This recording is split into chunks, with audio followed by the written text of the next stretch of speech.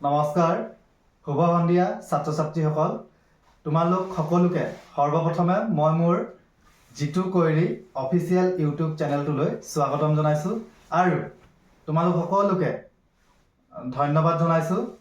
তোমালোকে ভাল পাইছা, শ্বেয়াৰ কৰিছা, যাৰ কাৰণে আজি আমাৰ চেনেলটোত প্ৰায় 500 পাৰ হৈছে আৰু ছাবস্ক্ৰাইবাৰ। এনেকৈ মৰম দি থাকিবা। চেষ্টা কৰিম ভালদৰে আৰু বিষয়বোৰ বুজাবলৈ।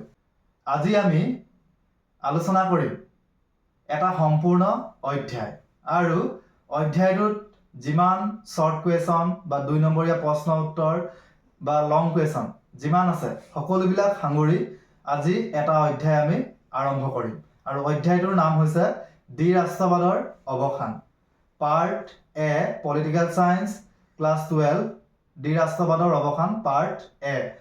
যিহেতু আমি সকলোৱে গম পাওঁ যে আগতে আমাৰ চিলেবাছখন অলপ দীঘলীয়া আছিল আৰু এতিয়া আমাৰ কিছুমান লেচন তাৰ পৰা কমাই দিয়া হৈছে আৰু সেই হেতুকে মই ইয়াৰ আগৰ ক্লাছত আলোচনাও কৰিছিলোঁ শীতল যুদ্ধ মানে কি বা শীতল যুদ্ধৰ সম্পৰ্কে এটা চমুটোকা মই আলোচনা কৰিছিলোঁ থুলমূলকৈ।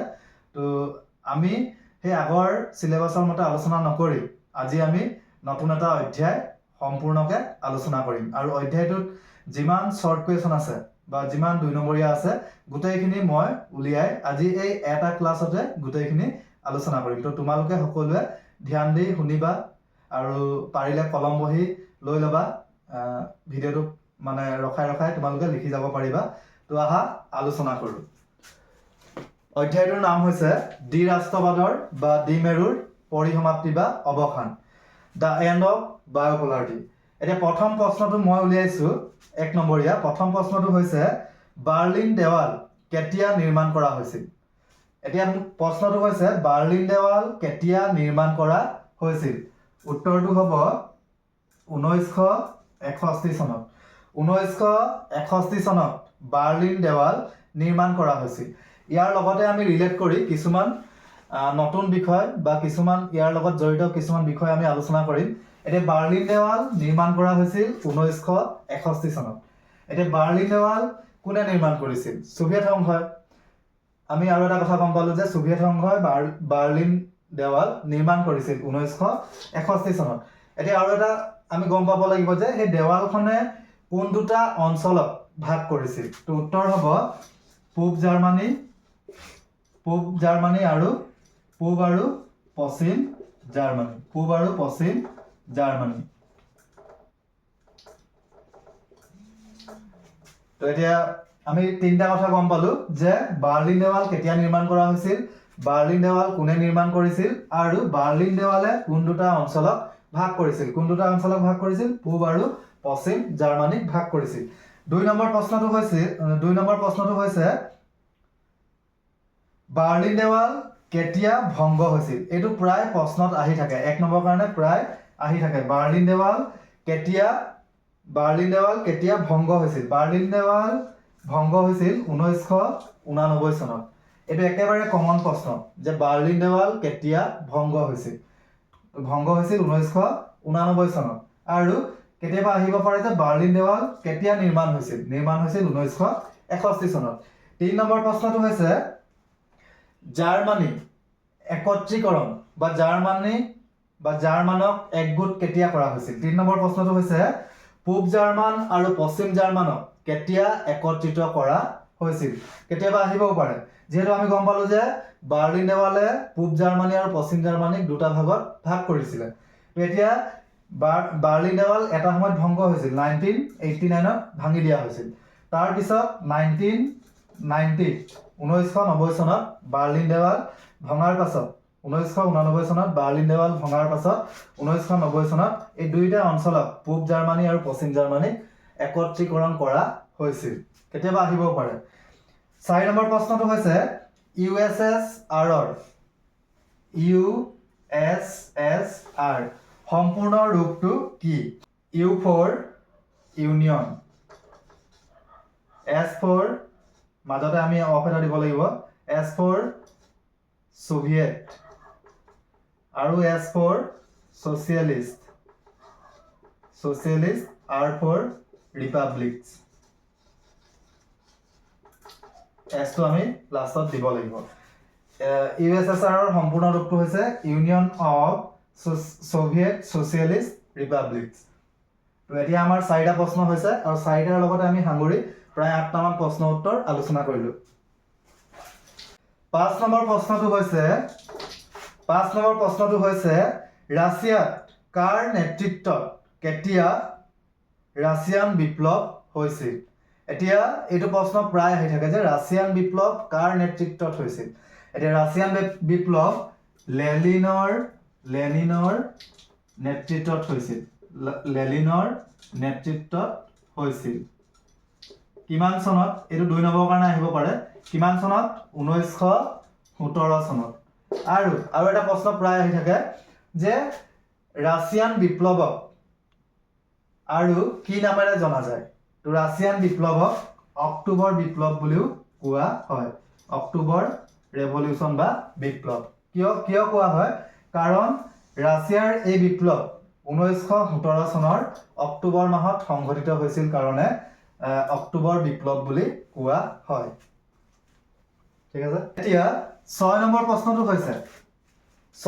প্ৰশ্নটো হৈছে দ্বিতীয় বিশ্ব কি এইটো মই কৈ দিছো দ্বিতীয় বিশ্ব কি সেকেন্ড ওয়ার্ল্ড দ্বিতীয় বিশ্ব বুলি ক'লে আমি সেইসমূহ ৰাষ্ট্ৰক বুজি পাওঁ যিবিলাক ৰাষ্ট্ৰই ওয়াৰ্ছৰ চুক্তিত স্বাক্ষৰিত কৰিছিল বা অন্তৰ্ভুক্ত হৈছিল অৰ্থাৎ যিবিলাক ৰাষ্ট্ৰই সমাজবাদী আদৰ্শ অনুকৰণ কৰিছিল সেই ৰাষ্ট্ৰসমূহক আমি দ্বিতীয় বিশ্ব বুলি ক'ব পাৰো আৰু এই প্ৰশ্নটো প্ৰায় 2 নম্বৰ বা কেতিয়াবা 1 নম্বৰৰ কাৰণে আহি থাকে তো দ্বিতীয় বিশ্ব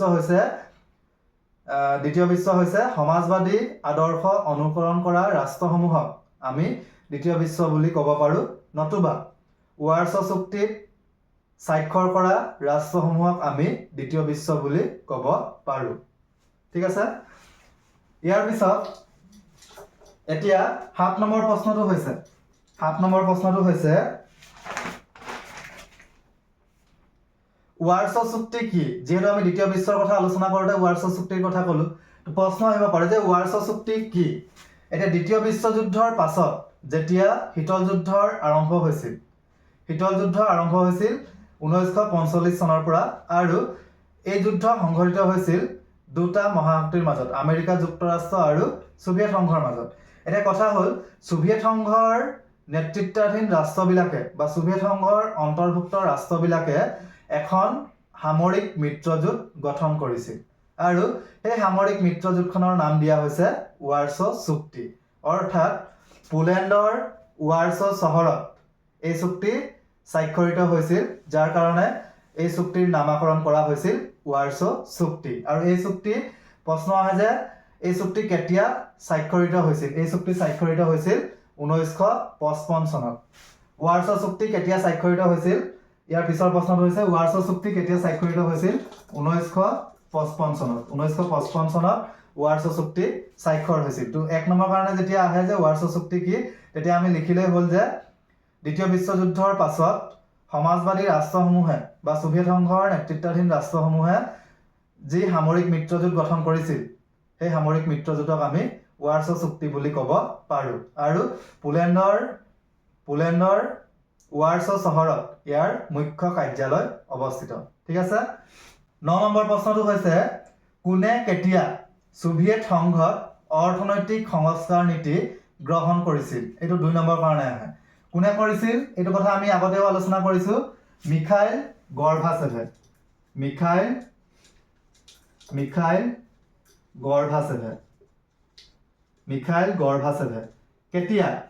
কেতিয়া কৰিছিল 1985 চনত 1985 চনত মিখাইল গৰ্ভাচেভে সোভিয়েট সংঘত অৰ্থনৈতিক সংস্কাৰ নীতি সূচনা কৰিছিল বা আৰম্ভ কৰিছিল এটা 10 নম্বৰ প্ৰশ্নটো হৈছে মিখাইল গৰ্ভাচেভে গ্ৰহণ কৰা সংস্কাৰ নীতি দুটা কি প্ৰায় আহি থাকে 2 নম্বৰ কাৰণে প্ৰায় আহি থাকে মিখাইল গৰ্ভাচেভে গ্ৰহণ কৰা সংস্কাৰ নীতি দুটা কি তো উত্তৰ হ'ব এ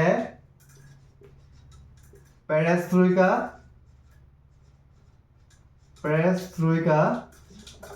পেৰেষ্ট্ৰইকা বি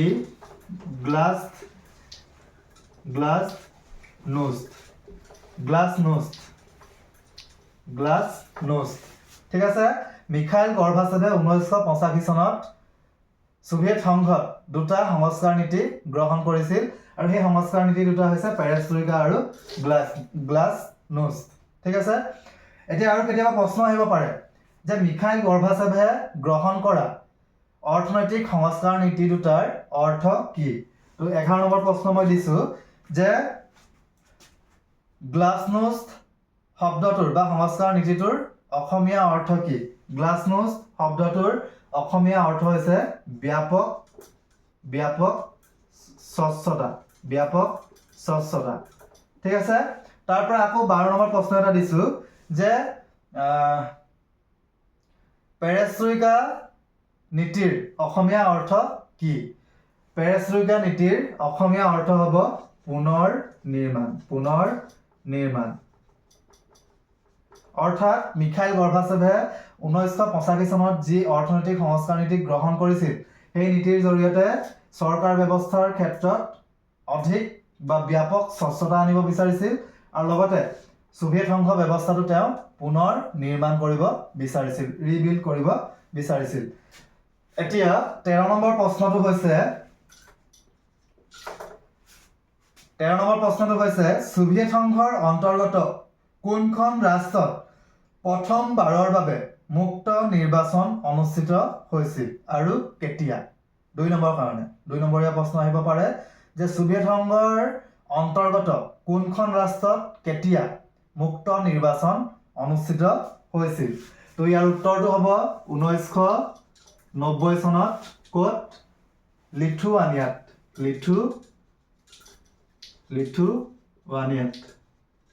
লিথুৱানিয়াত প্ৰথমবাৰৰ বাবে 1990 চনত মুক্ত নিৰ্বাচন হৈছিল সোভিয়েট সংঘৰ লিথুৱানিয়াত ঠিক আছে। তাৰপৰা 14 নম্বৰ প্ৰশ্নটো হৈছে শীতল যুদ্ধৰ অৱসান কেতিয়া হৈছিল। তো শীতল যুদ্ধৰ অৱসান হৈছিল মানে শীতল যুদ্ধৰ অন্ত পৰিছিল 1991 চনত 15 নম্বৰ প্ৰশ্নটো হৈছে সোভিয়েট সংঘ কেতিয়া ভংগ হৈছিল। তেনেকৈও প্ৰশ্ন আহিব পাৰে। সোভিয়েট সংঘ ভংগ হৈছিল 1991 চনত, একেটাই উত্তৰ। 1991 চনত সোভিয়েট সংঘ ভংগ হৈছিল আৰু তাৰ লগে লগে শীতল যুদ্ধৰ অৱসান ঘটিছিল। তাৰ পৰা 16 নম্বৰ প্ৰশ্নটো হৈছে সোভিয়েট সংঘ ভংগ হৈ কেইখন নতুন স্বাধীন ৰাষ্ট্ৰ গঠন হৈছিল। 16 নম্বৰ প্ৰশ্নটো হৈছে সোভিয়েট সংঘ ভংগ হৈ কেইখন নতুন স্বাধীন ৰাষ্ট্ৰ গঠন হৈছিল। এতিয়া সোভিয়েট সংঘ ভংগ হৈ 15খন নতুন স্বাধীন ৰাষ্ট্ৰ গঠন হৈছিল। এতিয়া 17 নম্বৰ প্ৰশ্নটো হৈছে আমি আগতে আলোচনা কৰিছিলোঁ, এতিয়া মই আকৌ এবাৰ কৈ দিছোঁ যিহেতু আমি লেচন ৱাইজত গৈছোঁ, গতিকে এই অধ্যায়টোত যিমান প্ৰশ্ন আছে আমি গোটেইখিনি সাঙুৰি আলোচনা কৰিবলৈ যত্ন কৰিছোঁ। তো গতিকে মই এতিয়া আকৌ এবাৰ কৈ দিছোঁ। 17 নম্বৰ প্ৰশ্নটো হৈছে ৱাৰ্ছ চুক্তি কেতিয়া ভংগ হৈছিল। ৱাৰ্ছ চুক্তি ভংগ হৈছিল 1991 চনত। এতিয়া ৱাৰ্ছ চুক্তি 1991 চনত ভংগ হৈছিল কাৰণ ৱাৰ্ছ চুক্তিত কোনে স্বাক্ষৰ কৰিছিল। সোভিয়েট সংঘৰ নেতৃত্বাধীন ৰাষ্ট্ৰবিলাকে এই 15খন ৰাষ্ট্ৰই ইয়াত চুক্তিত মানে এই ৱাৰ্ছ চুক্তিত স্বাক্ষৰ কৰিছিল।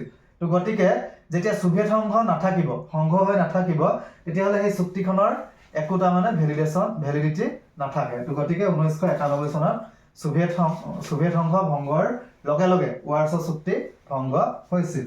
18 নম্বৰ প্ৰশ্নটো হৈছে সোভিয়েট সংঘ ভংগৰ তাৎক্ষণিক কাৰণ কি। এতিয়া সোভিয়েট সংঘ ভংগৰ তাৎক্ষণিক কাৰণ কি 2 নম্বৰ কাৰণে প্ৰশ্ন আহে। তো সোভিয়েট সংঘ ভংগৰ তাৎক্ষণিক কাৰণ হৈছে, প্ৰথম কাৰণটো হৈছে যে মিখাইল গৰ্বাচেভে যি সংস্কাৰ নীতি গ্ৰহণ কৰিছিল, অৰ্থাৎ আমি ক'ব পাৰোঁ যে মিখাইল গৰ্বাচেভৰ সংস্কাৰ নীতি আমি যিহেতু অলপ আগতে আলোচনা কৰিছিলোঁ যে মিখাইল গৰ্বাচেভে 1985 চনত যি সংস্কাৰ নীতি গ্ৰহণ কৰিছিল সেই সংস্কাৰ নীতিৰ জৰিয়তে তেওঁ মানে সোভিয়েট সংঘৰ পুনৰ নিৰ্মাণ কৰিব বিচাৰিছিল বা প্ৰশাসন ব্যৱস্থাত ব্যাপক স্বচ্ছতা আনিব বিচাৰিছিল, কিন্তু তাৰ পৰিৱৰ্তে সোভিয়েট সংঘৰ ভংগহে হৈছিল। এতিয়া প্ৰথম উত্তৰটো হ'ব যে সোভিয়েট সংঘ ভংগৰ তাৎক্ষণিক প্ৰথম কাৰণটো হৈছে গৰ্বাচেভৰ নেতৃত্ব। ছেকেণ্ডটো হ'ব লিথুৱানিয়াৰ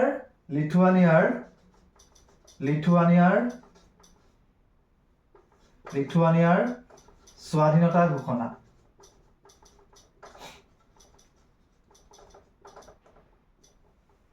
লিথুৱানিয়াই 1990 দশকত নিজকে এখন স্বাধীন ৰাষ্ট্ৰ বুলি ঘোষণা কৰিছিল আৰু 1990 চনত তাত লিথুৱানিয়াত প্ৰথমবাৰৰ বাবে সোভিয়েট সংঘৰ ৰাষ্ট্ৰসমূহৰ ভিতৰত লিথুৱানিয়াত প্ৰথমবাৰৰ বাবে মুক্ত নিৰ্বাচন অনুষ্ঠিত কৰা হৈছিল। এতিয়া 19 নম্বৰ প্ৰশ্নটো হৈছে সোভিয়েট সংঘৰ আটাইতকৈ শক্তিশালী ৰাষ্ট্ৰ কোনখন আছিল? প্ৰশ্ন আহিব পাৰে যে সোভিয়েট সংঘৰ আটাইতকৈ শক্তিশালী ৰাষ্ট্ৰ কোনখন আছিল বা অৰ্থনৈতিকভাৱে শক্তিশালী ৰাষ্ট্ৰ কোনখন আছিল? উত্তৰ হ'ব ৰাছিয়া। তাৰপৰা 20 নম্বৰ প্ৰশ্নটো সোভিয়েট সংঘ ভংগৰ পাছত গঠন হোৱা দুখন ৰাষ্ট্ৰৰ নাম লিখিবলৈ প্ৰায় আহি থাকে। দুখন ৰাষ্ট্ৰৰ নাম আহে সোভিয়েট সংঘ ভংগৰ পাছত গঠন হোৱা দুখন ৰাষ্ট্ৰৰ নাম। তো ইয়াত হ'ব ৰাছিয়া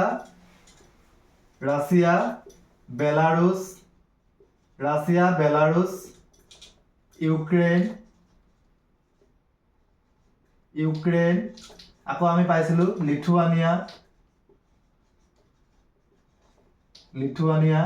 তো মই 4খন ৰাষ্ট্ৰৰ নাম দি দিছোঁ, তোমালোকে 2খন ৰাষ্ট্ৰৰ নাম মনত থ'বই লাগিব কাৰণ 2 নম্বৰ কাৰণে আহে। তো এতিয়া আছে 21 নম্বৰ প্ৰশ্নটো সোভিয়েট সংঘ ব্যৱস্থাৰ দুটা বৈশিষ্ট্য। প্ৰশ্ন আহিব পাৰে সোভিয়েট সংঘ ব্যৱস্থাৰ দুটা বৈশিষ্ট্য। ইয়াৰ প্ৰথমটো হ'ব যে সোভিয়েট সংঘ ব্যৱস্থা সমাজবাদী আদৰ্শত বিশ্বাসী, অৰ্থাৎ সোভিয়েট সংঘৰ নেতৃত্বাধীন ৰাষ্ট্ৰবিলাকে সমাজবাদী আদৰ্শ অনুকৰণ কৰিছিল। বিটো হ'ব ব্যক্তিগত সম্পত্তিৰ পৰিৱৰ্তে তেওঁলোকে সামূহিক মালিকানা স্বত্বৰ ওপৰত বিশ্বাসী আছিল। ব্যক্তিগত সম্পত্তিৰ পৰিৱৰ্তে তেওঁলোকে বা সোভিয়েট সংঘ ব্যৱস্থাই সমূহীয়া মালিকী স্বত্বৰ ওপৰত বিশ্বাসী আছিল। ঠিক আছে, এতিয়া 22 নম্বৰ প্ৰশ্নটো হৈছে গৰ্বাচেভে গ্ৰহণ কৰা 22 নম্বৰ প্ৰশ্নটো হৈছে মিখাইল গৰ্বাচেভে গ্ৰহণ কৰা নীতি কিয় বিফল হৈছিল? 22 নম্বৰ প্ৰশ্নটো হৈছে মিখাইল গৰ্বাচেভে গ্ৰহণ কৰা সংস্কাৰ নীতি কিয় বিফল হৈছিল? প্ৰথম কাৰণটো হ'ব যে তাত যি সমাজবাদী দল আছিল, যিহেতু আমি জানো যে সোভিয়েট সংঘত একদলীয় ব্যৱস্থা আছে আৰু তাৰ সেই দলীয় ব্যৱস্থাৰ নেতাসকলে মিখাইল গৰ্বাচেভে গ্ৰহণ কৰা নীতিসমূহ সমৰ্থন জনোৱা নাছিল।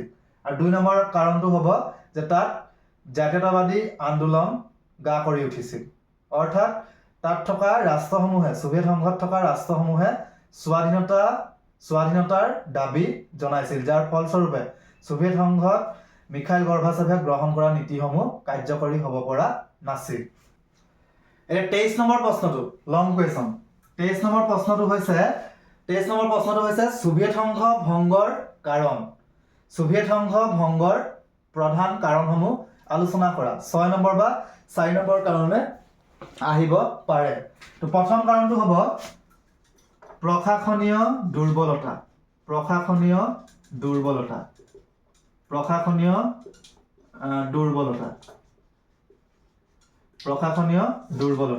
অৰ্থাৎ সোভিয়েট সংঘ ভংগৰ এটা প্ৰধান কাৰণ হৈছে প্ৰশাসনিক ক্ষেত্ৰত সোভিয়েট সংঘ ব্যৱস্থাটো দুৰ্বল আছিল। অৰ্থাৎ আমি ক'ব লাগিব যে প্ৰশাসনীয় ব্যৱস্থা ইমান সবল নাছিল যে সোভিয়েট সংঘত যিকোনো সময়ত যিকোনো ক্ষেত্ৰত তেওঁলোকে যিকোনো সমস্যা তেওঁলোকে নিয়ন্ত্ৰণ কৰিব পৰা নাছিল, যাৰ ফলস্বৰূপে তাৰ প্ৰশাসনিক ব্যৱস্থাটো একেবাৰে দুৰ্বল হৈ পৰিছিল। 2 নম্বৰ কাৰণটো হৈছে ঐতিহাসিক কাৰণ। 2 নম্বৰটো হৈছে ঐতিহাসিক কাৰণ। ঐতিহাসিক কাৰণ। ঐতিহাসিক কাৰণ। পইণ্টবিলাক মই এতিয়া আলোচনা নকৰোঁ। যদি তোমালোকক নোট লাগে তেতিয়াহ'লে তোমালোকে মোক ইনষ্টাগ্ৰামত গৈ DM কৰিব পাৰা। মোৰ জিতু কৈৰী বুলি আছে। এই লং কুৱেশ্যন, শ্বৰ্ট কুৱেশ্যন, এই লেচনটোৰ যিকোনো নোট লাগে মোক তোমালোকে কণ্টেক্ট কৰিব পাৰা। 3 নম্বৰটো হ'ব প্ৰজাতন্ত্ৰসমূহৰ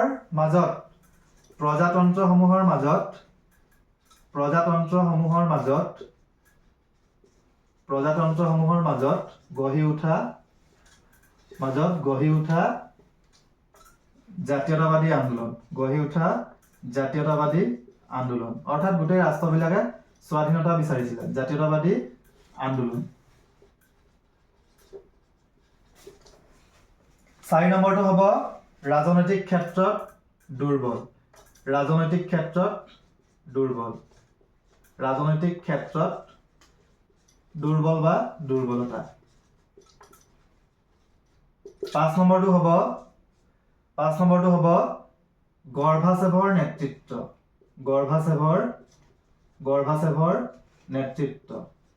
এইবিলাক মই ইতিমধ্যে আলোচনা কৰিছোঁ। হ'লেও কাৰোবাৰ যদি নোটৰ প্ৰয়োজন হয় তেন্তে তোমালোকে মোৰ লগত কণ্টেক্ট কৰিব পাৰা। ইনষ্টাগ্ৰামত যাবা, জিতু কৈৰী বুলি আছে, আৰু তাত তোমালোকে মানে অধ্যায়টোৰ নাম ক'বা। আৰু আমি যিহেতু এইটো অধ্যায় আলোচনা কৰিছোঁ দ্বিৰাষ্ট্ৰবাদৰ অৱসান, তো গতিকে তোমালোকে এইটো অধ্যায়ৰ নাম ক'বা, তেতিয়া মই তোমালোকক নোটটো মানে দি দিব পাৰিম।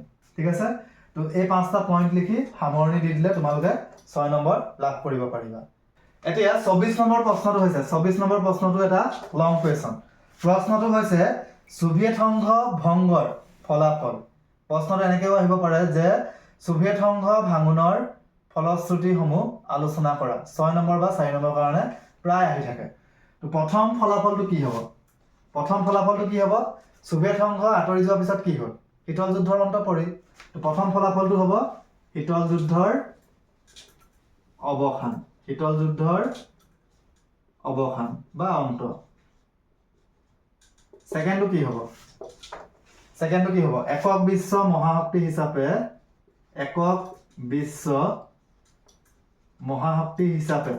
মহাশক্তি হিচাপে আমেৰিকাৰ উত্থান।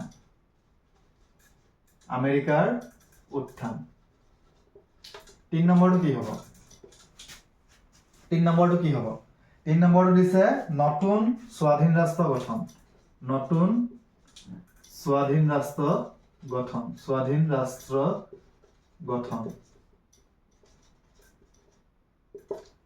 4 নম্বৰটো হ'ব বিশ্ব অৰ্থনীতিত উদাৰীকৰণ,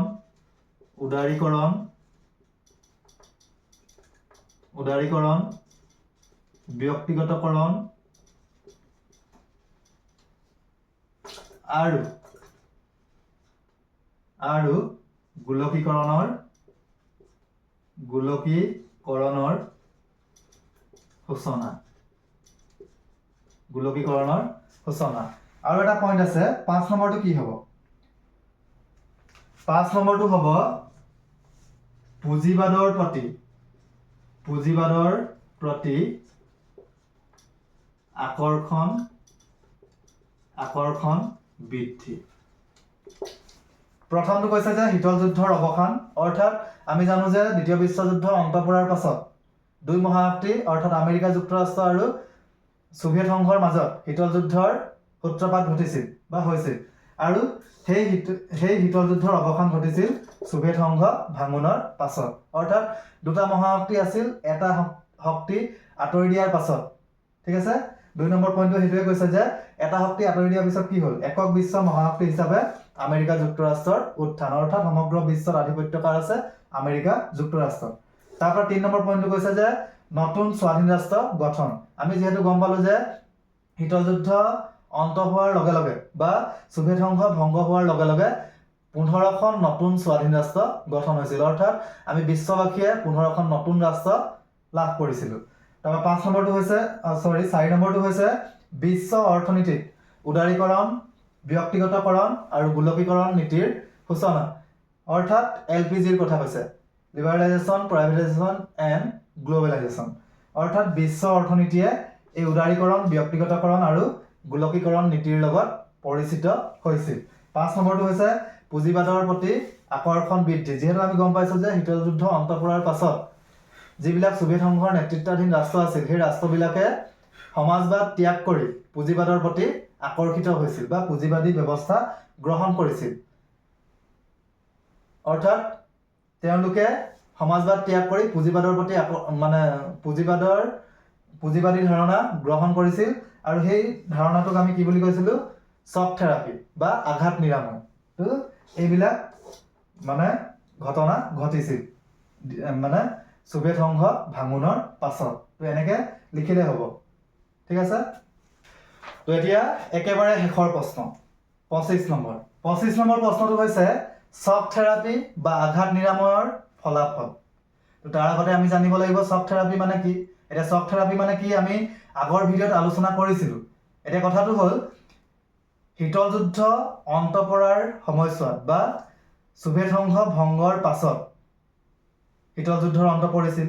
আৰু অন্ত পৰাৰ লগে লগে ছোভিয়েট সংঘৰ নেতৃত্বাধীন ৰাষ্ট্ৰসমূহে বা সমাজবাদী আদৰ্শত চলি থকা ৰাষ্ট্ৰসমূহে আন্তৰ্জাতিক মুদ্ৰানিধি আৰু বিশ্ব বেংকৰ উপদেশ মৰ্মে তেওঁলোকে কি কৰিছিলে? সমাজবাদী আদৰ্শ ত্যাগ কৰি পুঁজিবাদী আদৰ্শ গ্ৰহণ কৰিছিল। আৰু এই প্ৰক্ৰিয়াটোক আন্তৰ্জাতিক ৰাজনীতিত আমি আঘাত নিৰাময় বা আতংক নিৰাময় বা শ্বক থেৰাপি বুলি ক'ব পাৰোঁ। অৰ্থাৎ তেওঁলোকে নিজৰ অৰ্থনৈতিক বিকাশৰ বাবে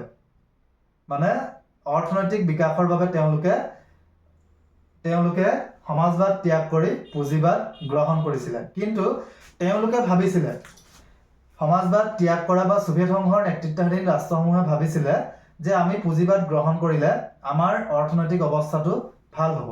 কিন্তু তেওঁলোকে ভবাতকৈও তেওঁলোকৰ অৱস্থা তাতকৈও বহুত বেছি বেয়ালৈ গতি কৰিছিল। আৰু এই শ্বক থেৰাপিৰ মূল ফলাফলসমূহ হৈছে, প্ৰথমটো হৈছে উদ্যোগ ব্যৱস্থাৰ নিষেধকৰণ। যিহেতু আমি গম পাওঁ যে ছোভিয়েট সংঘৰ নেতৃত্বাধীন ৰাষ্ট্ৰসমূহত ৰাজহুৱা উদ্যোগ ব্যৱস্থা আছিল আৰু সেই উদ্যোগ ব্যৱস্থাসমূহ একেবাৰে নাইকিয়া হৈ গৈছিল। একেবাৰে কম মূল্যত বিক্ৰী হৈ গৈছিল। অৰ্থাৎ উদ্যোগ ব্যৱস্থাবিলাক নিষেধকৰণ হৈ গৈছিল। ছেকেণ্ডটো হৈছে দেশীয় মুদ্ৰাৰ মূল্য হ্ৰাস। এতিয়া আমি এটা কথা জানো বা শ্বৰ্ট কুৱেশ্যন এটা আহি থাকে যে ৰাছিয়াৰ কাৰেঞ্চি কি? প্ৰশ্ন আহে। বা ছোভিয়েট সংঘৰ উমৈহতীয়া মুদ্ৰাটোৰ নাম কি? উমৈহতীয়া মুদ্ৰাটোৰ নাম হৈছে ৰুবল। এতিয়া কথাটো হ'ল এই যি দেশীয় মুদ্ৰা আছিল, দেশীয় মুদ্ৰাৰ মূল্য একেবাৰে কমি গৈছিল। অৰ্থাৎ তেওঁলোকৰ GDP মুঠ ঘৰুৱা উৎপাদন একেবাৰে ডাউন হৈ গৈছিল, একেবাৰে কমি গৈছিল, ঠিক আছে। 3 নম্বৰ পইণ্টটো হৈছে সামাজিক কল্যাণ ব্যৱস্থাৰ বিনাশ। যিহেতু আমি জানো যে ছোভিয়েট সংঘ ব্যৱস্থাত বা ছোভিয়েট সংঘই সদায় সামাজিক কল্যাণৰ ওপৰত গুৰুত্ব দিছিল। কিন্তু পুঁজিবাদী আদৰ্শ গ্ৰহণ কৰাৰ লগে লগে এই যি ব্যক্তিবাদী মনোভাৱ যি অহাৰ ফলত এই সামাজিক ব্যৱস্থাটোৰ প্ৰতি কোনেও গুৰুত্ব দিয়া নাছিল, যাৰ ফলস্বৰূপে সামাজিক ব্যৱস্থাৰ বিনাশ সাধনহে হৈছিল। 4 নম্বৰ পইণ্টটো হৈছে স্বৈৰতন্ত্ৰী শাসন ব্যৱস্থাৰ প্ৰৱৰ্তন। তেওঁলোকে ভাবিছিল যে পুঁজিবাদী ব্যৱস্থা গ্ৰহণ কৰাৰ লগে লগে আমাৰ ইয়াত অৰ্থাৎ ছোভিয়েট সংঘৰ নেতৃত্বাধীন ৰাষ্ট্ৰসমূহত গণতান্ত্ৰিক শাসন ব্যৱস্থা প্ৰৱৰ্তন হ'ব। কিন্তু গণতান্ত্ৰিক শাসন ব্যৱস্থা প্ৰৱৰ্তন হোৱাৰ পৰিৱৰ্তে তাত স্বৈৰতন্ত্ৰী বা 2-4 জনৰ শাসন ব্যৱস্থাহে বেছিকৈ চলিছিল। তো গতিকে আমি এইবিলাক আলোচনা কৰিলোঁ 4টা পইণ্ট। আৰু কাৰোবাৰ যদি নোটৰ প্ৰয়োজন হয় তেন্তে তোমালোকে কমেণ্ট কৰিও জনাব পাৰা। আমি যিটো অধ্যায় আলোচনা কৰিলোঁ দ্বিৰাষ্ট্ৰবাদৰ অৱসান, এই অধ্যায়টোৰ নোট ইতিমধ্যে আমাৰ হাতত আছে আৰু কাৰোবাৰ যদি প্ৰয়োজন হয় আমি দিব পাৰিম। তো গতিকে তোমালোকে ইনষ্টাগ্ৰামত গৈ মোক ডাইৰেক্ট DM কৰিব পাৰা। তো আজিৰ ক্লাছটো আমি ইমানতে সামৰণি মাৰিছোঁ। ভালকৈ পঢ়িবা। All the best. Thank U.